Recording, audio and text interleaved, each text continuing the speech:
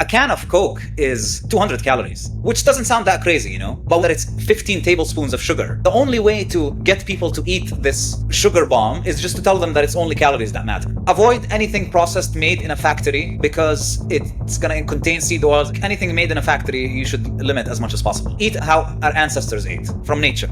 Believe it or not, if you are under artificial blue light all the time, that can cause insulin resistance and diabetes, even if you're not eating that much carbohydrates. It's important to also raise awareness about how important light and quantum biology and mitochondrial health is. The reason there's so much confusion about diet these days is because Archie. How does one start to understand how they should eat then? Because, you know, like I said earlier, I think diet was the first place I looked at to maintain my health. But how can someone understand what they should be eating? What sort of framework is there for someone to understand that, or how do they get started in that regard? As I said, I think the ideal model is to back engineer it and look at actual societies that are healthy. And one of the most influential people that looked in this is a dentist by the name of Weston Price. So Weston Price was a dentist in the early 1900s who, at that point, there was a lot of interest in vegan and vegetarian diets, that the ideal human diet is vegan and vegetarian. And this is the healthiest diet and the answer to all our problems. So he was a dentist, and, you know, back then air travel wasn't as easy as now, but he went all over the world looking at cultures that haven't been touched by industrialization. So they don't have white sugar yet, they don't have processed bread, all these things. And he wanted to see what did they eat. Going there, his purpose was to actually prove that, a vegan and vegetarian diet is the healthiest diet. And that's what, that's what historically people ate. But what he actually discovered, that all these societies all over the world, what they shared in common is that the staple of the diet was animal meat and fat, with no exception. Depending on what animals grow there, whether it's fish, whether it's lamb, whether it's cows, whether it's chicken, whatever it was, that was always the staple of the diet, alongside other things that people ate. So he always saw that pattern and saw that people really appreciated animal fat as well. And so once you understand that, you understand that that's the basis of a healthy diet. And, you know, traditional Turkish cuisine, they know that the staple of the diet is whatever meat there is, whether it's the lamb, and the stuff on the side is to kind of just fill you up and good for to stimulate your appetite and stuff. So that is the staple of the diet, in my opinion. The reason there's so much confusion about diet these days is because we live in an environment where you can get all sorts of crops all year round from all over the world. So I live in Boston. I can get pineapples in December if I want, imported from wherever. And our ancestors didn't have that problem. They never had access to pineapples in December. So the ideal thing for your metabolism is to eat the things that grow in your environment at that time of the year. And why is that important? Because if I live in a cold environment, I don't do very well processing simple sugars in the winter. Just the way our digestive abilities and our metabolisms work is they rely on signals from the sun in order to digest things properly. And so it's pretty incredible that you digest the things well that grow in your environment at that same time, that are getting the same light signal, the same sun signal. So that's the basis of the ideal diet, is eating from your own environment. Avoid anything processed made in a factory, because it's going to contain seed oils, it's going to contain additives that are bad for you, and it's derived. The processing deprives it of all the good nutrients that natural foods grown in their own environment have. Processing can be a really broad general term. How do we define what processing is? Like, I can tell processed bread from something that I can buy from a proper baker, for example, right? And there's a clear difference in that. But how do I define what processed food is for everything else. Like, is peanut butter something that I shouldn't be consuming, for example? It depends on the ingredients in the peanut butter, but in general, I mean, I think anything made in a factory you should limit as much as possible, in my opinion. Eat as if how our ancestors ate from nature. So you're talking raw ingredients and cook them from scratch. That's essentially a ideally, yes. Yeah. If you can find peanut butter that's not, I mean, again, also like processed depends on the ingredients and things. You know, peanut butter is, and a lot of times it's going to include seed oils and it's going to include added sugar. So you have to eliminate those. Fundamentally, what people need to understand is, in nature, seeds were basically unedible because plants produce seeds not for you to eat, but for them to grow their progeny. So the fruit you can eat, but the seed, the plant wants you to poop that seed somewhere else. So the only way we started being able to eat seeds is by heavy processing of these seeds. And that's what industrialization enabled us to do in the 20th century. And what you end up doing by, in order to get out the fats that are in the seed, you have to heat it to very high temperatures, which denature the oils that are in these seeds. And you're also exposing it to a lot of chemicals to try and get these oils out from the seed. And so that's why seed oils are so bad. You're getting a combination of heat unstable fats and a lot of chemicals that were used to kind of extract them. And seed oils directly affect the membranes of your mitochondria, the energy generating parts of your cell, and you're less efficient at generating energy when you have seed oils in your mitochondrial membranes. So it's actually more profound than merely just calories. You know, controlling for calories is like other people have said, and then just merely measuring inflammation, or because it's actually more profound about the way that your cells generate energy and how they function at a fundamental level.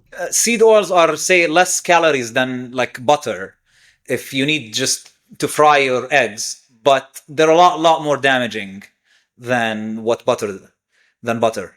Are you familiar with a guy called Lane Norton? He's I think he's a nutrition scientist, and he does a bunch of stuff in exercise as well. Like he's a heavy lifter as well. I don't want to misrepresent him because he's quite a fiery character online. But my understanding is that I think he pushes back against a lot of the criticism when it comes to seed oils, when it comes to high fructose corn syrup, and he said primarily it's the amount of calories, it's the overfeeding that's the primary cause of the inflammation. And you can get that from overeating non-processed stuff as well. And you can get that from overeating raw sugar just as much as high fructose corn syrup, for example. And I'm not sure what to make of that, to be honest, because I think in one regard, I find personally, I don't know if the science backs it up, but I find processed food is designed, it makes me want to eat so much more. So doesn't that basically dispel what he's trying to say? Is that, okay, well, if you control for calories, they're all the same, or there's not that much difference. Whereas I find actually I can't control for calories because just the fact that it's processed, I find that it makes me want to eat more of it. Yeah. I mean, have I got that right? Like processed food, is it harder to control your calories when you're eating processed food? Because I find it incredibly difficult when it comes to that. Yeah, I mean, a very good book to kind of understand this is a book called Good Calories, Bad Calories by Gary Taubes. I'm familiar with him, yeah. Where he actually analyzes what this process is. And what you need to understand is a calorie is something that in a lab you burn and you see how much energy comes out by burning that food. It's completely different from what happens in your body. And why is that? Is because how a food affects your metabolism in the body depends on the signals that it gives to your body. So for example, if you're in the summer, the purpose for your body when you eat sugar is to store as much fat as possible in the summer so that you have that fat for when the winter comes and there's not that much fruit out.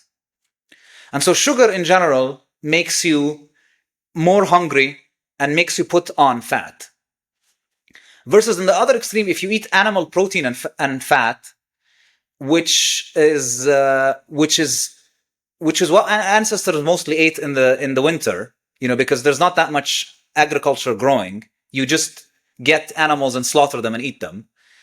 It causes you to get full more easily, and your body tends to store less of these calories. So 1,000 calories of a ribeye is very different than 1,000 calories from a peanut butter, Yeah, peanut butter or fruit or any kind of sugars of easily digestible carbohydrates. You're going to get a different signaling to your body. I definitely feel that. Even if I eat a combination like what might be considered a typical meal, where it's, as you've described, some kind of meat, some kind of salad, and then I top it off with some kind of sweet or fruit, I feel like repeating the process all over again. I feel like having another dinner, and I've got to stop myself because, I obviously can't do that. It's not healthy for me, and it makes it difficult to manage my weight as a result of that. All of medicine, everything I was taught in medical school is that it's only calories that matter. And again, just so, they can push seed oils and they can push processed foods. And, a can of Coke is like 200 calories, which doesn't sound that crazy, But when you think about it, when you know that it's 15 tablespoons of sugar, kind of, it's a different way of thinking about things. But the only way to get people to eat this sugar bomb is just to tell them that it's only calories that matter. Right. Okay. Yeah. Because then you're not equating. You're not actually focusing on the ingredients. Exactly. And the difference in the type of nutrition you're getting from that. And crucially, we keep coming back to it. It's the signaling to your body. So when they do these nutrition studies and they control for calories, they're actually controlling your behavior as a result of controlling for calories, right? So you don't have the option to go and get more because the study is telling you what you can eat and it's giving you only what you can eat. Whereas when we're in real life, we've got the option of, acting on our impulse as a result of what we've already eaten. So if you've had a Coke, that may make you reach out for a chocolate bar. Whereas if you've had 200 calories equivalent of, chicken, that's not necessarily going to make you reach out for a chocolate bar afterwards, and keep eating in that way. It's going to make you want to behave in a very different way. It's very hard to overeat animal meat and protein because there's so much digestive power for it, and it doesn't send all these insulin signals that you need to eat more to save up for the cold winter that's coming up. I came across quite a number of people saying, actually, your insulin response to eating a steak can often be the equivalent to having pasta. But there is a difference in how you digest both meals, right? In terms of what the insulin can actually get your body to do with it. Yeah, I mean, the spike of insulin, how quick it is, that makes a huge difference. It's a lot more gradual when you eat an animal meat or protein, or when you eat some less processed carbohydrates. So, for example, potatoes, sweet potatoes, etc., versus eating heavily processed carbohydrates or table sugar. I wonder if my understanding is mistaken, or please correct me if I'm wrong, but the insulin is essentially what takes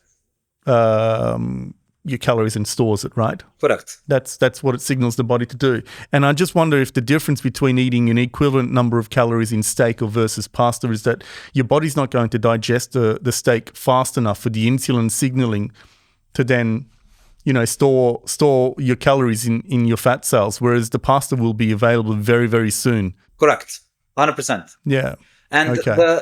What happens a lot if you eat a lot of processed carbohydrates that break down very easily into quick sugars in the body is that so you get a very high spike of insulin. And so in nature, carbohydrates don't give you like an immediate spike in blood sugar. It's more gradual, because even if with fruit comes with a matrix that it takes some time for, say, the oranges that you're eating, it takes some time for you to get the sugar out of the covering that's in it. Okay. If you get that instant spike in sugar from eating an Oreo, Oreo gives you a very high spike of sugar, and versus your insulin levels want to go out more gradually.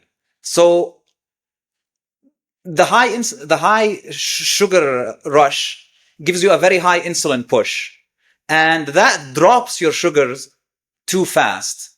So you get a crash, you get a spike and a crash. Exactly. And as a counter-regulatory, you need to eat more carbohydrates to get your sugar back up. So if you have carbs that are slower digesting, because I know some people completely dismiss carbs. Like, for example, what I do, most of the day I don't really eat carbohydrates, but about an hour before my workout, I will have what I would call relatively fast digesting carbohydrates. Is that a good way to use carbohydrates? Because I'm not someone who wants to rule out carbohydrates altogether. I find that's probably a bit too drastic for me. I still feel like I need carbohydrates for my lifestyle. The pre-workout thing is a good idea. My general philosophy is if you choose the right source of carbohydrate, you can have carbohydrates. I don't think this is controversial in the carnivore community. I don't think the ideal human diet, if you live in an environment, of course, where there are fruits growing around you, I don't think it's sustainable for your metabolism to just run on protein and fat forever, because that's just how your digestion works. Your enzymes kind of expect a certain number of carbohydrates, and that's how metabolism works. In my opinion, if you eat something that grows in nature, your body is able to process it. So I think, I don't know if you want to target Nutella before a workout or just target just eating the right carbohydrates that are more natural.